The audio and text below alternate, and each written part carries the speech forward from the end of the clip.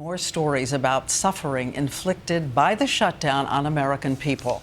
ABC senior national correspondent Jim Avila with an outrageous reality. Meet Maddie Major. She's 8 years old and suffers from a rare form of leukemia.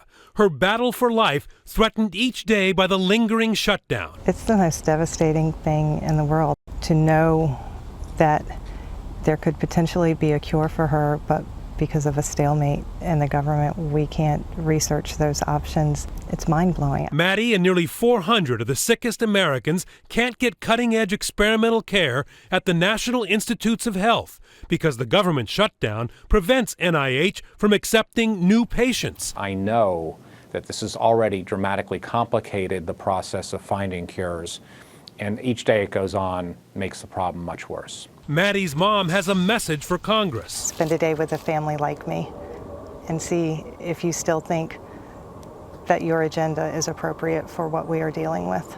This is Maddie. Maddie. She's 8 years old. She's trying to get in a clinical trial. We took Maddie's story to Republican Congressman Steve Womack. He's on the House committee that oversees the NIH budget, and he voted for the shutdown. I wish you guys would realize that a week's delay could mean her life. Of course it can.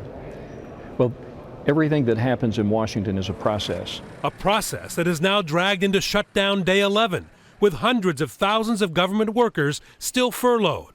Social Security workers in Houston today are seeing nearly half of their pay cut. But they did get this letter from their boss asking creditors to be nice.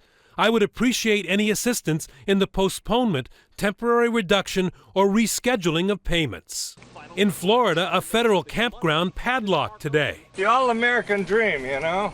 And campers sent packing. They're acting like kids. As week 2 of the shutdown ends, its effects grow deeper and more widespread, from sick kids to closed parks and furloughed workers.